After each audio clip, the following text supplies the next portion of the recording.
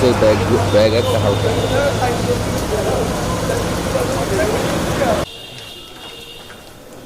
এখানে নিন, এখানে নিন, আমরা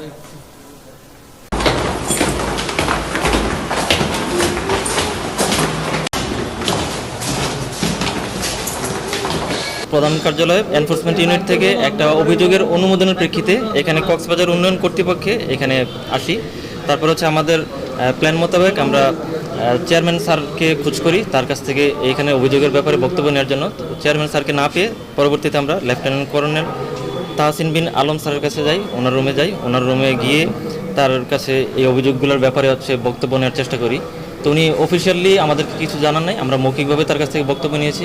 এখানে অভিযোগগুলো ছিল এরকম যে অভিযোগগুলো সুনির্দিষ্টই ছিল। অভিযোগগুলো ছিল এরকম যে এখানে কক্সবাজার উন্নয়ন কর্তৃপক্ষের যে অথরাইজড অফিসার রয়েছেন তারা হচ্ছে